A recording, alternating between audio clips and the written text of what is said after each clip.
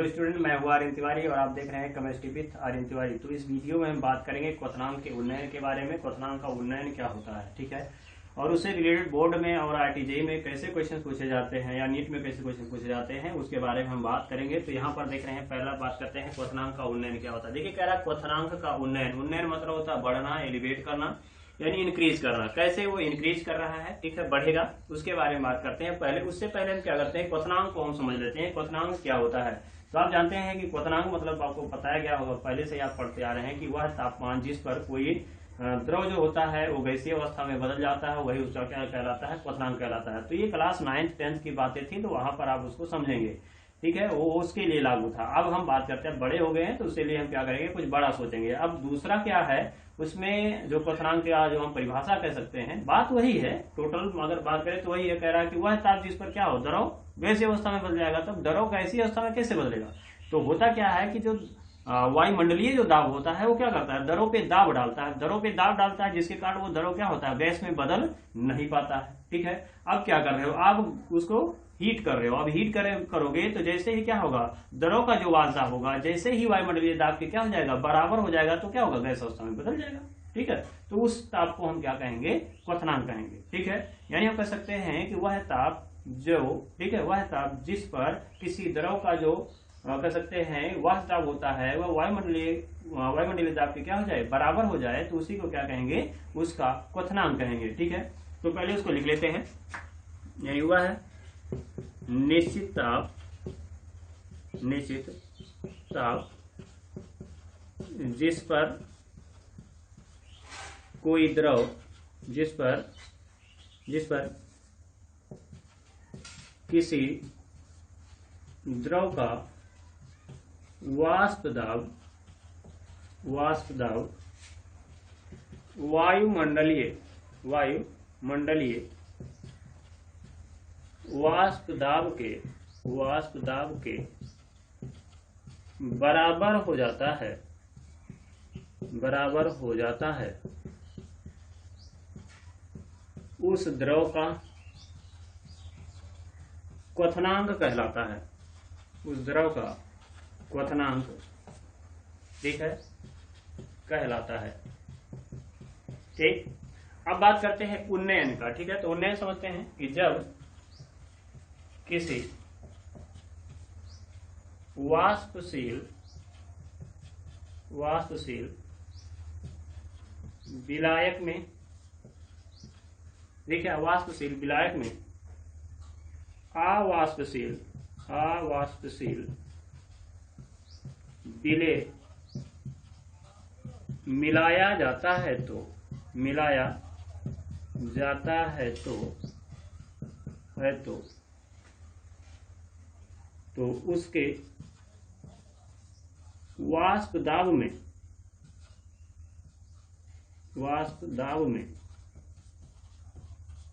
कमी आ जाती है, जिससे विलयन का, ठीक है, जिससे विलयन का क्वथनांक बढ़ जाता है, ठीक है। तो लिखेंगे विलयन तथा विलायक के क्वथनांकों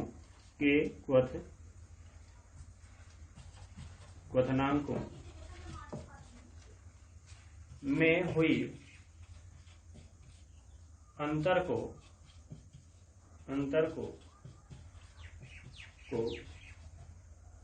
क्वथनांक का उन्नयन कहते हैं। क्वथनांक का उन्नयन कहते हैं, ठीक है।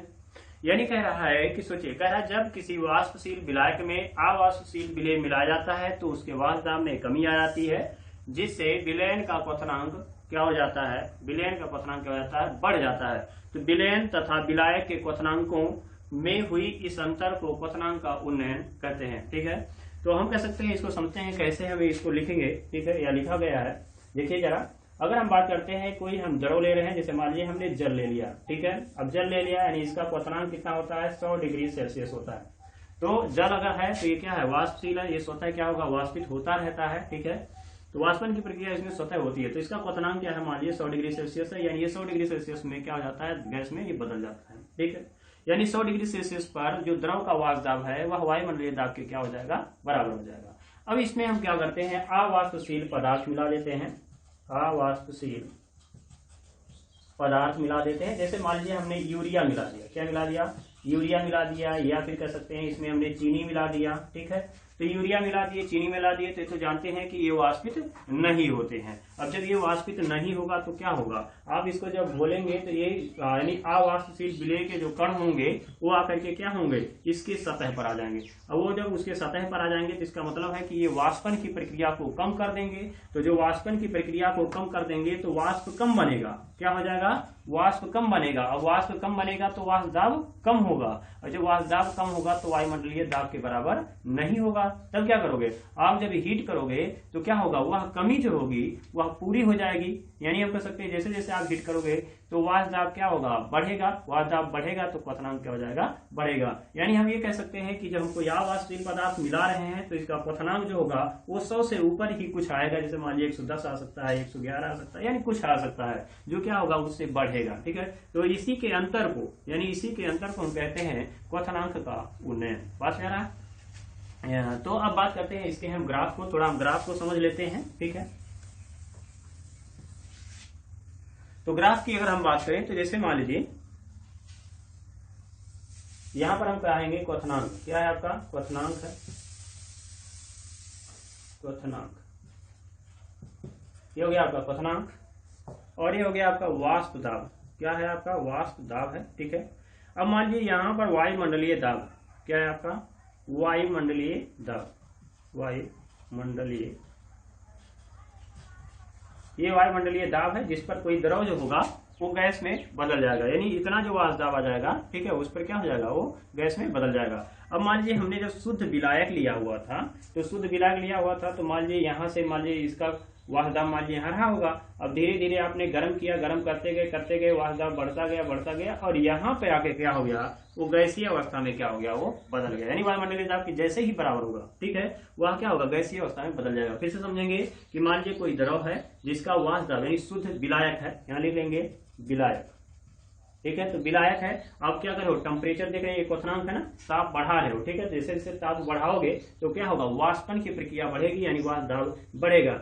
तो वाष्प दाब धीरे धीरे बढ़ता जाएगा, जैसे ही वह वायुमंडलीय दाब के बराबर होगा वो गैसीय अवस्था में क्या हो जाएगा, बदल जाएगा, ठीक है। अब आपने क्या किया, जब उसमें कोई अविलेय पदार्थ मिला दिया, ठीक है, सॉरी अवाष्पशील क्या किया, आपने पदार्थ मिलाया, तो अवाष्पशील जब पदार्थ मिलाएंगे तो उसके वाष्पन की प्रक्रिया में कमी आएगी। तो मान लीजिए उसके वाष्प दाब क्या हो जाएगा, कुछ कम हो जाएगा, तो मान लीजिए इस पॉइंट पे आ गया। अब क्या करें, आप टेम्परेचर बढ़ा रहे हो, ठीक है, तो टेम्परेचर बढ़ाते जाओगे और क्या होगा, एक स्थिति ऐसी आएगी कि यह क्या होगा, वायुमंडलीय दाब की क्या होगा, बराबर हो जाएगा, यानी इस पॉइंट पर क्या हो जाएगा, बराबर हो जाएगा। और जब बराबर हो जाएगा तो हम कहेंगे वो गैसीय अवस्था में बदल जाएगा, ठीक है। अब देखिए यहाँ पे, तो यहाँ पे अगर हम बात करें तो यहाँ पर क्वथनांक, यहाँ पर टेम्परेचर यानी क्वथनांक जो है वो क्या है, ताप है। तो यहाँ से पहले 0 होगा, 1 होगा, 2 होगा, 3 होगा, ऐसे बढ़ता हुआ चला जाएगा। तो यहाँ से अगर हम बात करें तो ये क्या था, आपका विलायक था जिसको हम T0 मान सकते हैं, यानी शुद्ध विलायक का जो क्वथनांक था। अब यहाँ पे हम बात करते हैं कि यहाँ पर जो आपने मिला दिया तो हो जाएगा विलयन। तो विलयन के हम क्वथनांक को अगर हम देखें तो इसे हम T से रिप्रेजेंट कर सकते हैं। तो ये जो अंतर होगा, ये जो अंतर हो रहा है, यानी यही क्वथनांक का उन्नयन। देख रहे हैं T0 है और क्या हो जाएगा, T है, यानी क्वथनांक में क्या हो गया, वृद्धि हो गया, तो इसे कहेंगे हम क्वथनांक का उन्नयन। तो इसी को हम देखेंगे तो ये हो जाएगा आपका डेल्टा T, ठीक है, D। इसी को क्या कहते हैं, क्वथनांक का उन्नयन डेल्टा TB। तो यहाँ पर लिखते हैं यदि विलायक का क्वथनांक T0, ठीक है, T0 तथा विलयन का क्वथनांक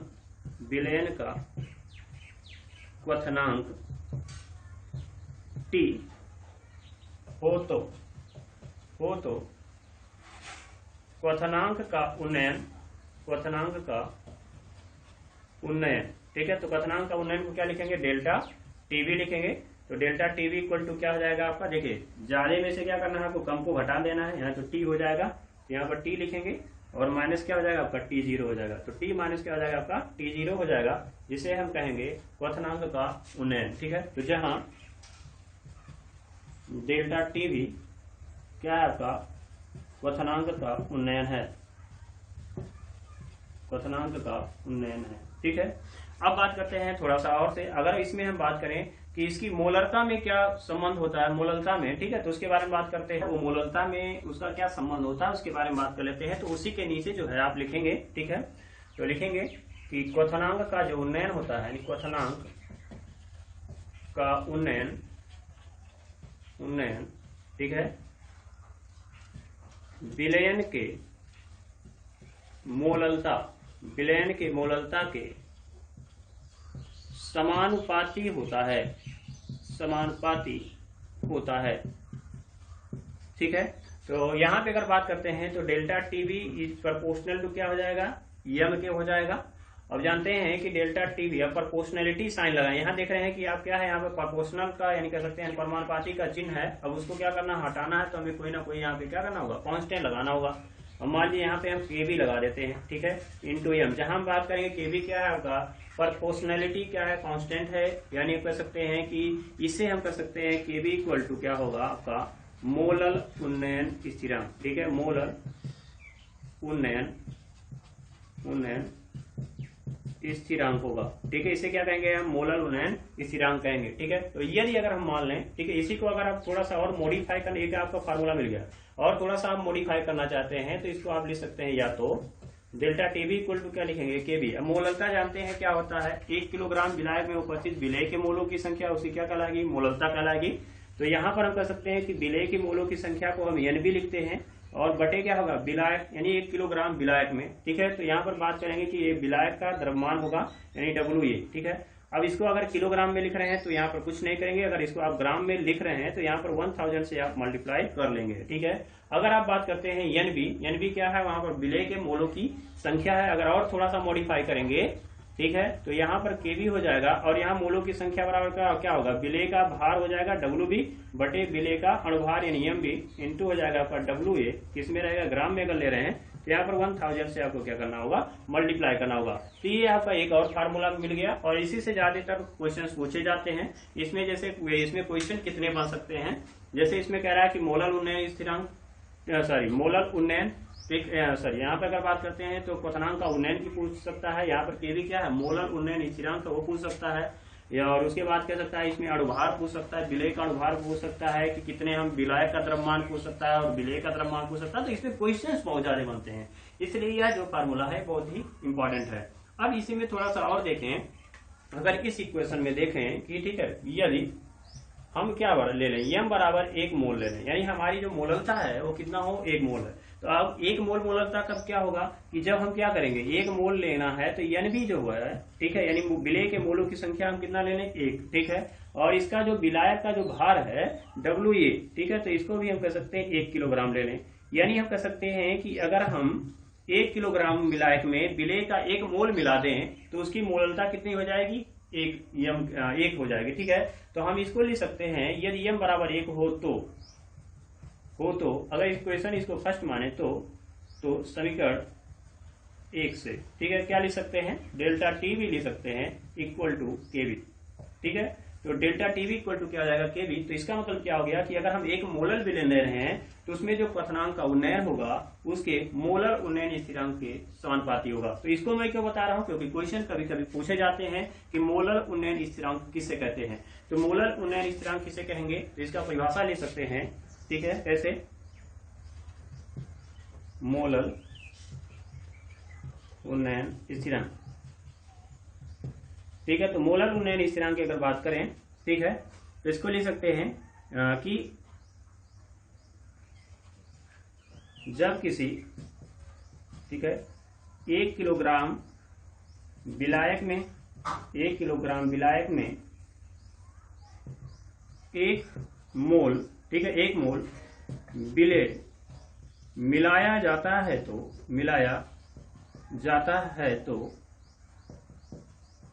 तो विलयन के क्वथनांक, विलयन के क्वथनांक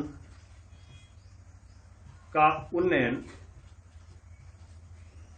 क्वथनांक का उन्नयन उसकी, ठीक है, उसकी मोलल उन्नयन स्थिरांक कहलाती है। मोलल उन्नयन स्थिरांक कहलाती है। बस में रहा, यानी जब किसी 1 किलोग्राम विलायक में आप 1 मोल विलेय मिला देते हैं तो विलयन के क्वथनांक का उन्नयन हो जाता है, उसकी क्या कहलाएगी, वही मोलल उन्नयन स्थिरांक कहलाएगी। ठीक है, यानी जब किसी 1 किलोग्राम विलायक में 1 मोल विलेय मिलाया जाता है तो विलयन के क्वथनांक का उन्नयन उसकी मोलल उन्नयन स्थिरांक कहलाती है। ठीक है, तो ये हो गया इसका कह सकते हैं परिभाषा। ठीक है, अब बात करते हैं कि इसके कुछ क्वेश्चन को, यानी क्वेश्चन कैसे पूछे जाते हैं। तो हम बात करते हैं यहाँ पर एक क्वेश्चन की जो एनसीईआरटी का क्वेश्चन है। ठीक है, तो इसमें कह रहा है कि 750 mmHg दाब पर, यानी अवायुमंडलीय दाब कह रहा है कि जल का क्वथनांक कितना 99.63 डिग्री सेल्सियस है।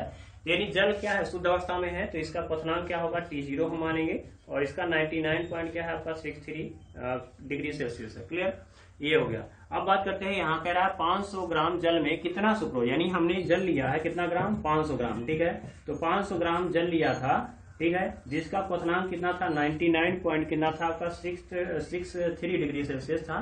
अब कह रहा है कि हम कितना इसमें सुक्रोज मिला दें, कितना हम सुक्रोज मिला दें कि उसका क्वथनांक 100 डिग्री सेल्सियस, यानी 99 से कितना हो जाए आपका 100 डिग्री सेल्सियस हो जाए। ठीक है, यानी क्वथनांक का उन्नयन हो रहा है। देखें, पहले 99.63 था, क्या हो गया आपका 100 डिग्री सेल्सियस हो गया। इसका मतलब क्वथनांक का उन्नयन वाला कह सकते हैं ये कंसेप्ट लगेगा यहाँ पर। ठीक है, तो कह सकते हैं कि क्वथनांक का जो उन्नयन हो रहा है यानी 100 डिग्री सेल्सियस हो रहा है। ठीक है, तो यहाँ पर कह रहा है कि वृद्धि जो हुई, यानी इसको लिखेंगे क्या, विलयन का क्वथनांक यानी T, ये हो जाएगा आपका 100 डिग्री सेल्सियस। क्लियर। अब कह रहा है 500 ग्राम जल में, यानी जल क्या है, एक विलायक है, तो विलायक को क्या लिखते हैं, WA लिखेंगे, और उसका कितना है आपका 500 ग्राम दिया हुआ है। ठीक है, अब यहाँ पे कह रहा है कि ये हो गया, तो कह रहा है कि WA यानी WB यानी विलेय का भार कितना होगा, यानी कितना सुक्रोज आप मिलाएंगे, तो सुक्रोज का भार यानी WB हमें कैलकुलेट करना है, और KB की वैल्यू दिया है 0.52 किलो केल्विन पर मोल। ठीक है, तो अगर हम बात करते हैं या मोल इनवर्स कर सकते हैं, तो केबी की जो वैल्यू होती है वो हर, यानी मोलल उन्नयन स्थिरांक का जो वैल्यू होता है वो हर द्रव के लिए क्या होता है, निश्चित होता है और अलग अलग होता है। ठीक है, यानी हर द्रव का अलग अलग होता है और उस द्रव का केबी क्या होगा, निश्चित होगा। जैसे जल का केबी कितना होता है आपका, मोलल उन्नयन स्थिरांक कितना होता है, 0.52 होता है। तो इसे आप याद रखेंगे, क्योंकि एग्जामिनर क्या होते हैं बहुत अलग अलग तरीके से होते हैं। ठीक है, तो कुछ लोग पेपर बनाते हैं जिसमें आपको केबी की वैल्यू दे देते हैं, लेकिन कुछ लोग क्या करते हैं, वो केबी की वैल्यू नहीं देते हैं, क्योंकि वो सोचते हैं कि जल क्या एक नॉर्मल कंडीशन है और बार बार यूज करते हैं और ये आपकी वैल्यू इसको याद होनी चाहिए। ठीक है, तो ये इसलिए नहीं देते हैं। ठीक है, कंपटीशन में भी कभी कभी पूछा जाता है कि जल का जो मोलल उन्नयन स्थिरांक का मान होता है वो कितना होता है। ठीक है, तो इसको आप याद रखेंगे। ठीक, तो यहाँ पे हम पहली बात कर रहे हैं कि हमें जो फार्मूला लगाना है वो कौन सा लगाना है। ठीक है, तो यहाँ पे अगर बात करें तो हमें जो फार्मूला चाहिए, ठीक है, वो फार्मूला क्या है आपका, तो अगर बात करें तो डेल्टा TB इक्वल टू हमने क्या पढ़ा था, KB इंटू पढ़े थे हमने WB बाई MB पढ़े थे, और इंटू क्या पढ़े थे आप, WA पढ़े थे। ठीक है, और अगर हम किलोग्राम में लिखते थे तो यहाँ पे अगर मान लीजिए ग्राम लिख रहे हैं तो यहाँ पर 1000 से हम क्या करते थे, मल्टीप्लाई कर लेते थे, बस यही था। अब इसमें कोरिलेट कर लीजिए क्या क्या हमें चाहिए, डेल्टा TB चाहिए तो यहाँ से आपका निकल जाएगा। यहाँ पर देखिए MB हमें KB दिया हुआ है, WB हमें कैलकुलेट करना है, MB हमें पता नहीं है, इसको भी निकालना पड़ेगा, WA की वैल्यू देखिए दिया हुआ है। ठीक है, तो हम पहले क्या करते हैं, डेल्टा TB निकाल लेते हैं। ठीक है, तो कह सकते हैं कि इसमें क्वथनांक का उन्नयन क्या होता है, ज्यादा में से हम कम को घटा लेंगे, ध्यान में रखना है। T माइनस क्या हो जाएगा आपका, T0 हो जाएगा, तो 100 माइनस हो जाएगा 99.63, तो कितना आ जाएगा आपका, घटाएंगे तो आ जाएगा 0.37 डिग्री सेल्सियस। या आप इसको अगर हम केल्विन में कन्वर्ट कर लेते हैं तो 273 प्लस कर लेंगे, इसको भी 273 प्लस कर लेंगे, तो इसी को हम कर सकते हैं, घटाएंगे तो इतना ही वैल्यू आएगा केल्विन में, तो इसलिए हम इसको 0.3 केल्विन भी हम लिख सकते हैं। ठीक है, तो एक कंफ्यूज नहीं होना है कि यहाँ पर 0 डिग्री सेल्सियस लिया गया है, अगर आप इसमें 273 ऐड करोगे तो वैल्यू ज्यादा आ जाएगी। ठीक है, लेकिन यहाँ पर हम क्या कर सकते हैं, यहीं पर हमें चेंज करना होगा केल्विन में। ठीक है, तो इस 273 इसमें ऐड करोगे, 273 इसमें ऐड करोगे, तो सब्सट्रैक्ट करोगे तो क्या हो जाएगा, 0 हो जाएगा। ठीक है, तो इतना इसके क्या हो जाएगा, बराबर होगा, तो आप ऐसे लिख सकते हो। ठीक है, ध्यान में रखना है कि जो हमारा टेम्परेचर होना चाहिए वो केल्विन में होना चाहिए। ठीक है, क्यों, क्योंकि देख रहे हैं इसका जो मात्रक है वो केल्विन किलोग्राम पर मोल है। ठीक है, नहीं तो वैल्यू क्या हो जाएगी, अलग आएगी। ठीक, अब यहाँ पे अगर बात कर रहे हैं, ठीक, कि हमें एम भी पता होना चाहिए, यानी सुक्रोज का हमें अणुभार निकालना होगा। तो जानते हैं इसका सुक्रोज का मॉलिक्यूलर फार्मूला क्या होता है, C12 होता है H22, वो 11 होता है, ठीक है, यानी चीनी का सूत्र है का अणुभार, ठीक है। तो अणुभार को क्या लिखते हैं हम, एम बी लिखते हैं, ठीक है, एम बी लिखेंगे। अब यहाँ पर जो है आप देख रहे हैं कार्बन की संख्या कितनी है, 12 है, और इसका परमाणु भार 12 होता है। यहाँ पर हाइड्रोजन कितना है, 22 है, इसका परमाणु भार 1 होता है। अब अगला है तो क्या फिर प्लस लगाएंगे, 11 है, और इसका परमाणु भार कितना होता है, 16। तो अगर हम इसको कैलकुलेट करेंगे तो आएगा आपका 342 ग्राम प्रति मोल, यानी इसका कह सकते हैं कि अणुभार आ जाएगा, ठीक। अब बात करते हैं, हमें जो है वैल्यू सबकी मिल गई। अब यहाँ से पुट कर दीजिए इसमें, ठीक है। अब इसमें आप पुट करेंगे तो देखेंगे यहाँ पर अगर हम एम बी देखें, हमें निकालना क्या है, आपको डब्ल्यू बी निकालना है, यानी विलेय का भार निकालना है, कितना निकालना है, ठीक है। तो वहीं पर क्या करने हम अगर लिखें तो डब्ल्यू बी इक्वल टू क्या हो जाएगा, इसको पक्षांतर करेंगे तो यहाँ आएगा, तो डेल्टा टी बी हो जाएगा इंटू एम बी हो जाएगा, इंटू क्या हो जाएगा डब्ल्यू ये हो जाएगा, किसमें है आपका ग्राम में है, डिवाइडेड बाई क्या हो जाएगा, ये जो होगा वो नीचे जाएगा, यानी के बी हो जाएगा इंटू 1000 हो जाएगा, क्लियर।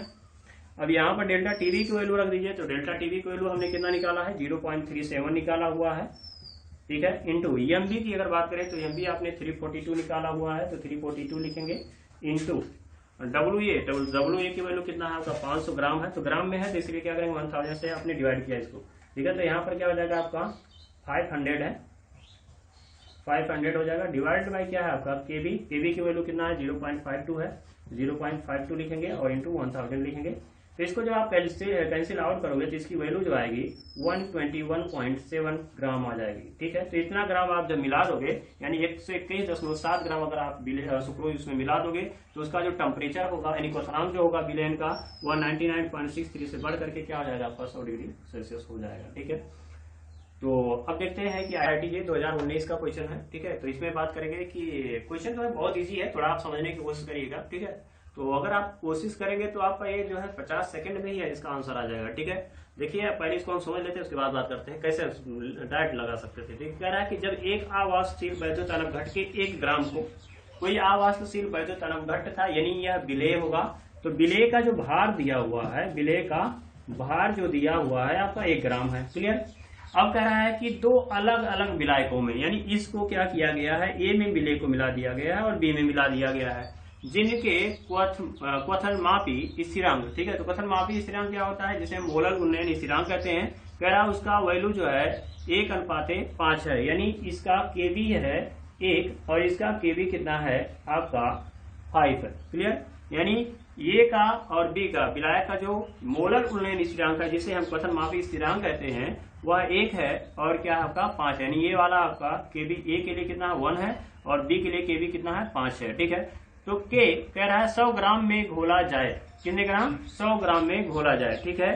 तो 100 ग्राम आप क्या कर रहे हो, विलायक में घोल रहे हो, ठीक है। तो विलायक का जो भार है, विलायक का जो भार है वो क्या है आपका 1 किलोग्राम, कितना है आपका 1 किलोग्राम है, तो उसके क्वथनांकों के उन्नयन का अनुपात क्या होगा। तो अब मान लीजिए कह रहा है कि ये है और बी में घोल लिया, ठीक है।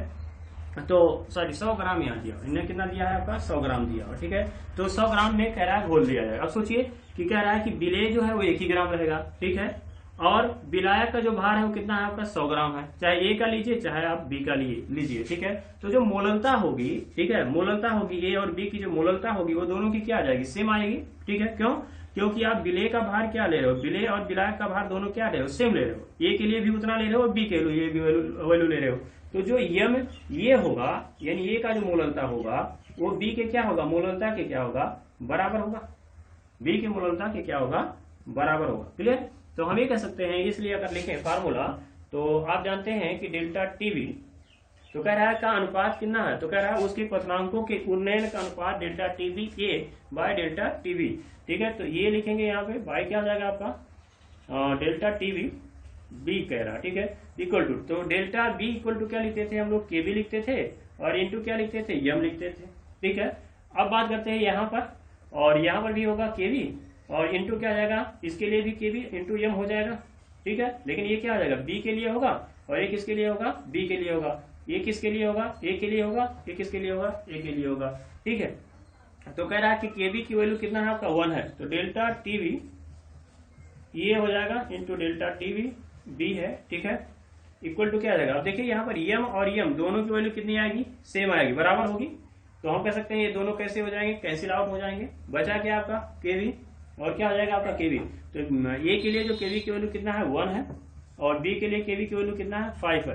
तो कितना आ जाएगा 1:5 आ जाएगा। तो इसका जो आंसर हो जाएगा ए अनुपात बी का जो होगा, यानी क्वथनांकों के जो उन्नयन का अनुपात आएगा वो कितना हो जाएगा 1 अनुपात कितना हो जाएगा 5। तो 1 अनुपात 5 का जो आंसर था वो आपका 1.5 था। ठीक है, तो ये हो गया। ठीक है, अब या तो ऐसे सोचो, कह रहा है कि जब एक आवासशील वैद्युतायन घट के 1 ग्राम को अलग अलग 2 विलायकों यानी ए और बी में मिलाया जाता है, जिसके क्वथन स्थिरांक कितना है आपका, क्वथन मापी स्थिरांक जो है आपका 1 अनुपात 5 है, ये 100 ग्राम में घोला जाता है। यानी ए और बी का मात्रा जो है, विलायक की मात्रा सेम है और विलेय का जो है वो 1 ही ग्राम लिया गया है। इसका मतलब क्या है, उसमें मोलों की संख्या, मोललता क्या आ जाएगी, सेम आएगी। और जब मोललता सेम आएगी तो इसका मतलब है ए और बी के लिए मोललता सेम आएगी। तो इसका मतलब जो रेशियो इसका होगा वही जो रेशियो क्या होगा इसका भी होगा।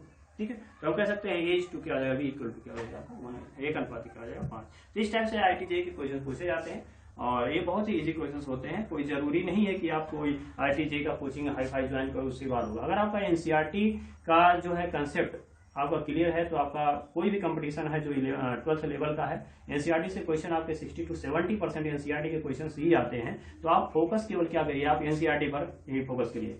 होता क्या है कि जब आप बड़े बड़े कोचिंगों में जाएंगे तो वहां पर क्या होगा कि आपको बहुत से ऐसे दे देंगे टेस्ट लेने के लिए, तो ऐसे ऐसे क्वेश्चंस आपको बनाकर दे देंगे जिसमें लगेगा कि अरे हम तो कुछ नहीं जानते हैं। ठीक है, तो आपको वहां पर क्या हो जाएगा, लगेगा कि अब मुझे कोचिंग की बहुत जरूरत है, इसलिए आप क्या करोगे, तुरंत वहां पर कोचिंग ज्वाइन करते हो। ठीक है, लेकिन अब सच्चाई क्या है आपके सामने यहाँ पर है कि हमने जो टॉपिक पढ़ा उसमें IIT-JEE क्वेश्चन हमने देख लिया। मैं नहीं कह रहा हूँ कि 100% आपका सोल्यूशन NCERT से मिल जाएगा, उसमें मिलेगा तो सब कुछ, लेकिन क्या थोड़ी सी आपको प्रैक्टिस करना होगा, थोड़ा सा अलग तरीका। जो आपका 40% या 30% जो आते हैं वो थोड़ा सा आपका लेवल बढ़ा देता है। ठीक है, तो उसमें आपको थोड़े से गाइडेंस की जरूरत होती है। टॉपिक तो वही रहता है जो कह सकते हैं कि जो हमारी जो कंसेप्ट है वो तो वही रहते हैं, वो थोड़ा सा इम्प्लीमेंट यानी एप्लीकेशन जो उसका होता है उसका थोड़ा सा तरीका अलग होता है, बस ना।